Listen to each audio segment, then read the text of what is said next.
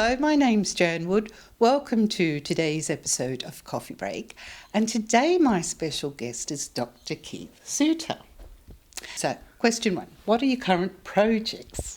I think my current project mainly is trying to explain to people the nature of the dramatic global changes through which the world is moving. I know. How are you going to do that? I do that on TV, and I do that in radio, and I do it in my university presentations, as well as speaking at public meetings. And so my argument is that we're living on a hinge of history, and that one era is dying and a new era is opening up. And so what I try to do is to explain how the changes that are taking place are actually part of a larger pattern, because I think quite often people get absorbed in the details and they become obsessed with celebrity gossip or sport or the underwear problems of Paris Hilton. I try to sort of say, well, look, forget all that noise and look at some of the deeper changes that are taking place. The decline of the United States, rise of transnational corporations, rise of China, really big issues are taking place. They're not necessarily the front pages of our newspapers, but they are very big issues. I know. Now, watching the evening news, like I can't watch anything higher than PG, and I have such trouble watching the news, and I can't even say to myself, but it's only a movie, Jan. It's only a movie. It isn't a movie. We are living in this huge plot. Yeah. You see, the world that's coming to an end began, as international lawyers would say, in the year 1648. That's when we get the breakup of the Holy Roman Empire and the creation of a new way of governing people called a nation-state. So nation is a homogenous group of people, state is the political apparatus. So we have about 200 nation-states around the world. Australia is a nation-state, the United States, Fiji, New Zealand, etc. What we're seeing is the decline of that world order and a new order emerging, where the power is much more distributed. So instead of national governments competing against one another, you still do get national governments, but you also get international organisations like the United Nations, the European Union. You get transnational corporations like Coca-Cola or IBM, etc. And then you get people power organisations, which we've seen, in terms of the peace movement, the women's movement, what's called the Arab Spring, this revival of Arab democracy emerging in North Africa. I know, there's huge changes. And all my life, I've been expecting the end of the world.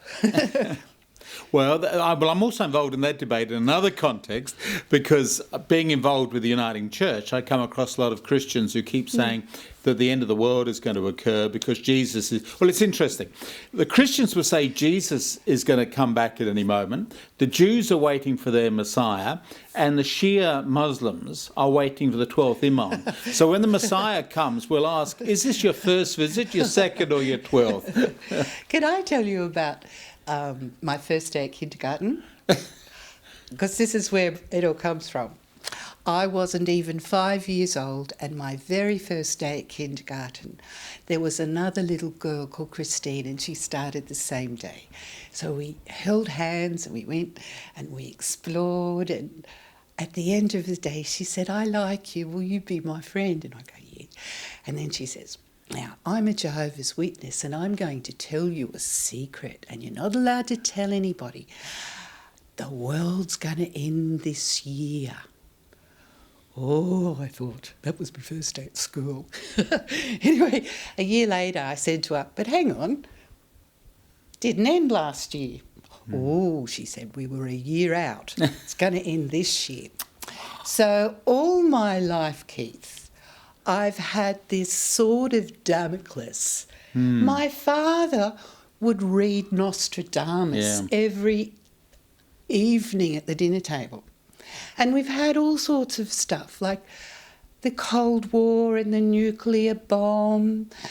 We had the millennium. We were all going to die when the clock ticked over. Then we had September 11. Oh, we're all going to die. Then we've had swine flu and bird flu.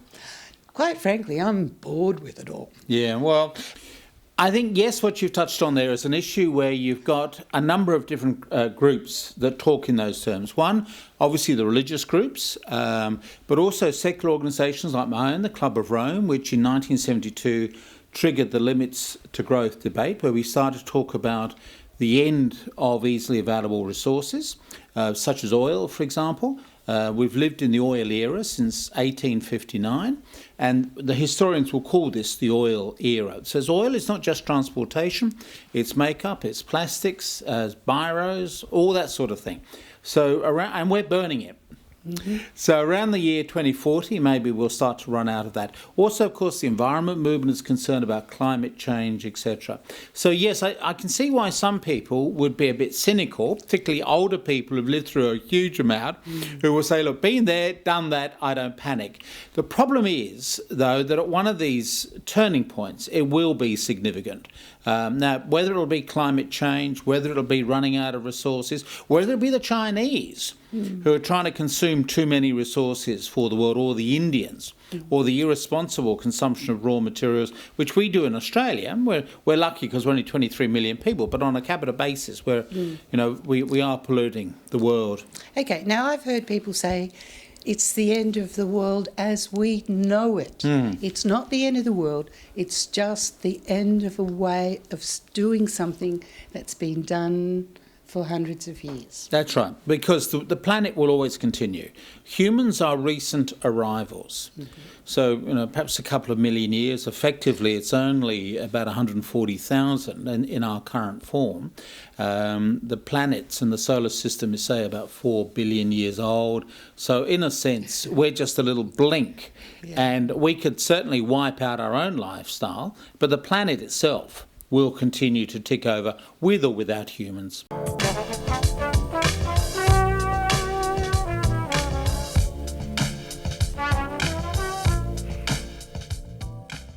You are also very passionate about WILF.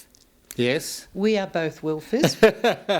Yes, the Women's International League for Peace and Freedom is mainly for women. But in the 1970s, the then international president, an American, came out to Australia, and she was with her husband.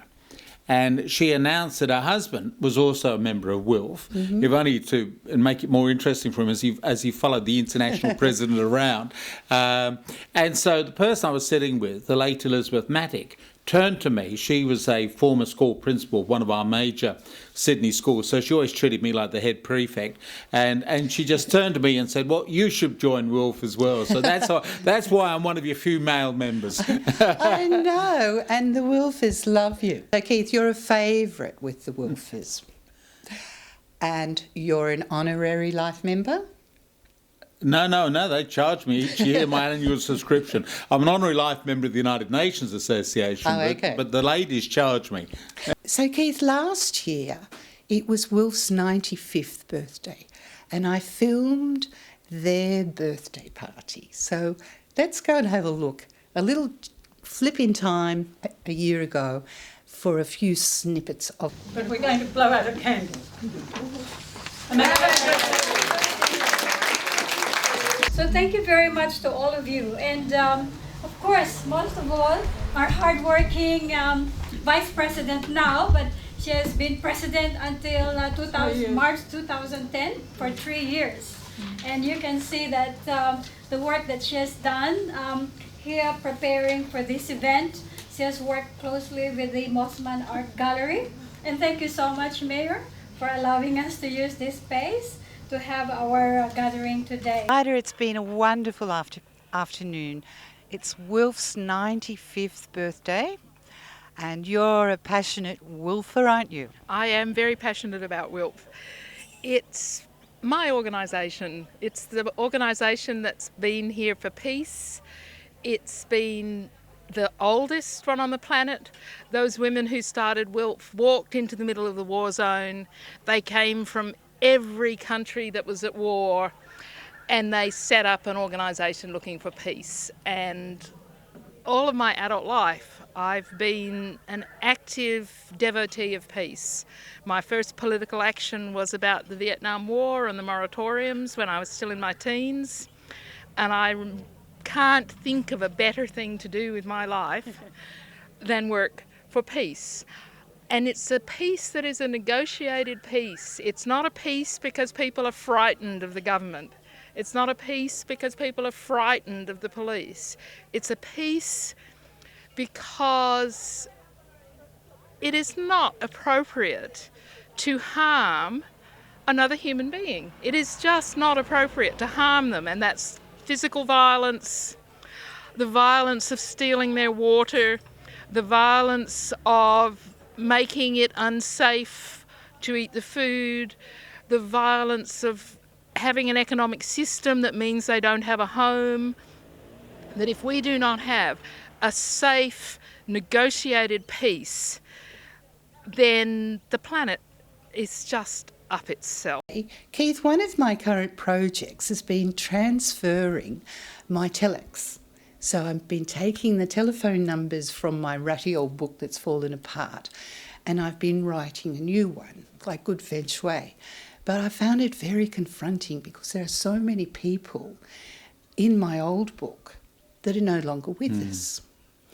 Now, Stella Cornelius, she died recently. She did indeed, and I met Stella when I first arrived in Australia in 1973, and I've been involved with her work right the way through to the end, particularly with the Conflict Resolution Network and the Media Peace Prize and, of course, the United Nations Association. And we all adored our Stella Cornelius.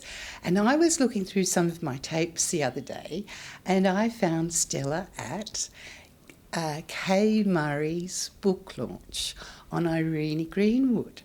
Would you like to have Yes, a look at sounds excellent, Stella? yes.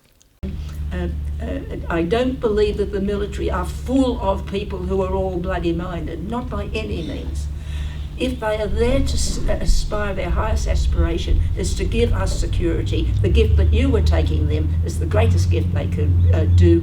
How you go around establishing those good relationships, not only personally but globally, which will assure us the security. There is nothing that I am doing which is new. And even Irene, just 21 years older than myself, I worked that out while Kay was giving us details today. Kay wasn't new. We've heard the enormous debt she owed to her mother's work before her. All of us who do this work, we stand on the shoulders of giants, and we can continue to do that work. I myself now, and last week I turned 87. I don't despair for a moment that I will not be able to complete all the work which I would like to do in my lifetime. It doesn't make me in the least depressed because I have my secret weapons. And that is, one of my secret weapons is Kay Murray and Keith Suter and every one of you here, all of you who will carry on the great work. Stella has been very, very passionate about peace and conflict resolution. Yes, Stella was one of the pioneers in the field. So as I say, it goes back to the early 1970s. Mm-hmm. So she was one of those who, in a sense, helped us to understand the significance of conflict resolution. In the legal area, it's now called alternative dispute resolution, so there are lawyers now making money out of conflict resolution. So she was one of the pioneers in that. I think also what is significant is the example, the personal example that she set. You know, she always said you've got to be the change you wish to create.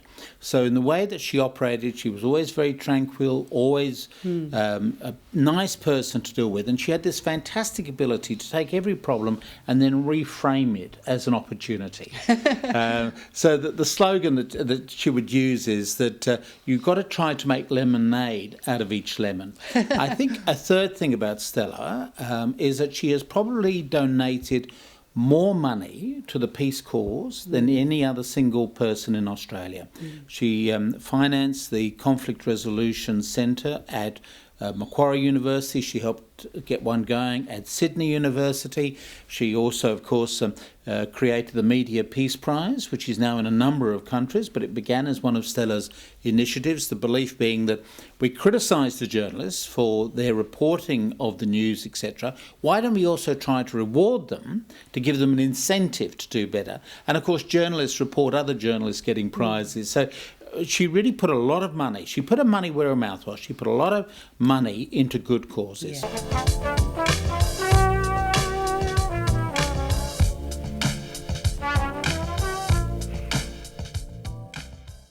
My name's Jan Wood and you're watching Coffee Break. And my special guest today is Dr. Keith Suter. And today our special topic is Wilf and the Peace Movement. And here's some footage that I have from the 95th birthday. Bianca's here today. She's also involved in the Peace Movement. I should explain that Wilf stands for Women's International League for Peace and Freedom. But you're here representing another group, aren't you? Yes, I'm representing the Ministry for Peace Australia. Okay, so what is the Ministry for Peace Australia? Well, ask Wilf. Ministry for Peace Australia is a non-profit organisation, part of a global alliance of some 35 countries currently, who are calling on their governments to establish a Minister for Peace and a Department of Peace. I guess to balance the Department of War, otherwise known as the Department of Defence. Okay.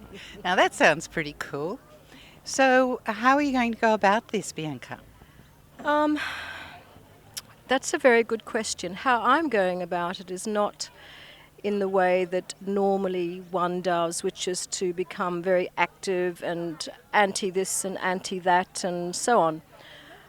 We're pro. I think peace is pro everything, pro everyone, and allows. And we allow whatever, you know. Because human nature being what it is, people have to find that peace within themselves as well. And we hope that we're helping them to do that. We work with our government. We actually get funded. Some of our programs are funded by the state government. So we're actually hoping to train youth to become the politicians of the future.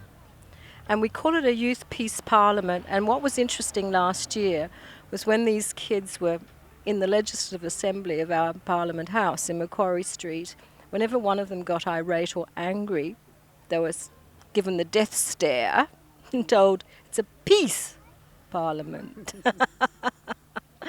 So I think working with the youth gives us the opportunity to work with the future and to actually in some way benefit that future. We also put on forums at Parliament House, corporate social responsibility forums, because corporations, quite frankly, don't take much responsibility. This again was one of Stella's ideas, and then I was asked by Stella to write the book, and she did the foreword to the book, which launched an international campaign from Ministry for Peace, which is now being taken up in a number of other countries. The essence of it is that there is a department dealing with war. Why don't we also have one dealing with peace, or equal opportunity for peace? Also in political science theory, there's a notion that where you stand depends on where you sit. So that if you sit in, say, a treasury, then you are primarily concerned with how you can reduce government expenditure. If you're sitting in a department concerned about, say, prison reform, then obviously you're primarily concerned about putting more money into prison reform, which helps explain why politicians will have one policy when they're a minister in one department, but then they go to another department and they've got a different policy. So Stella and I argued that if we had a specific Department of Peace, that would create this sort of departmental momentum in favour of what we called the peace perspective. And so that's why we campaigned for that Ministry for Peace. Now, Keith, I have some footage of you. You made this wonderful speech at a book launch for Kay Murray in 2006.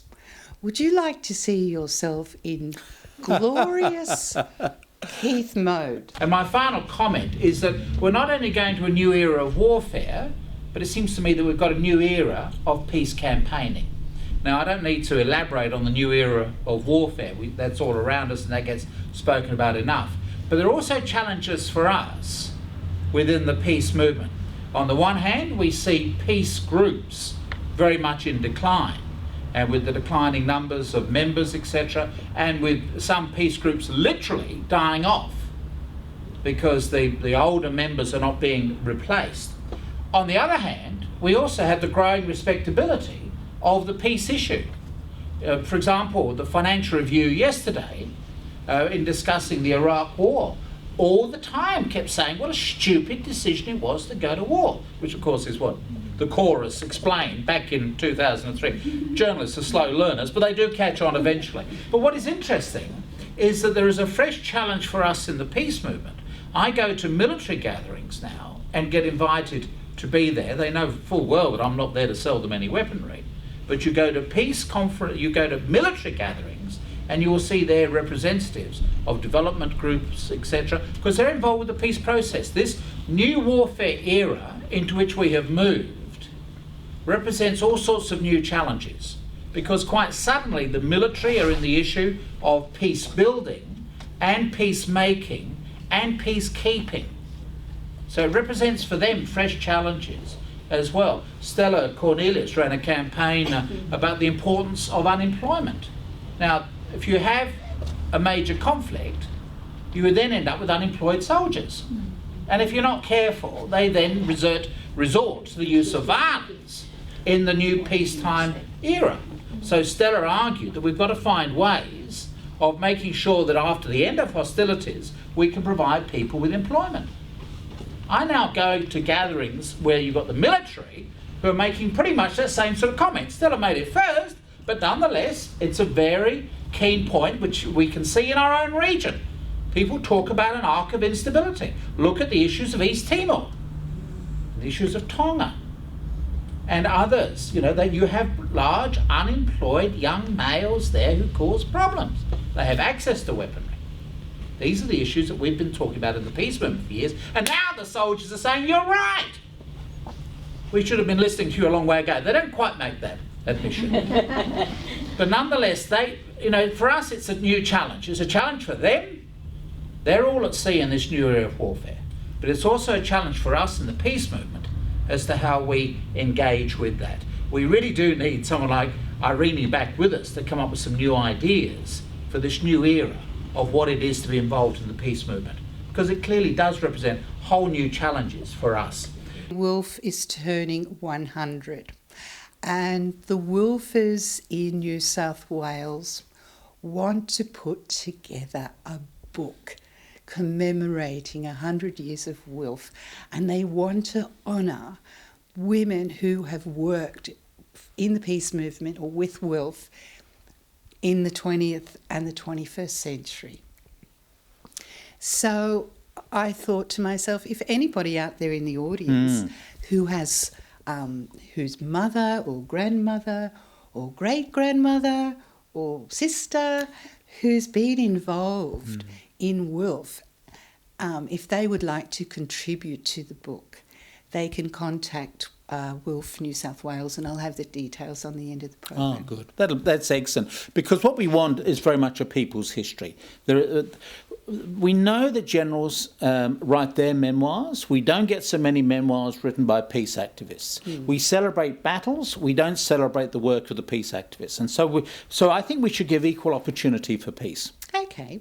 Well, I think that's a wonderful project, and it'll be between now and 2015. Good.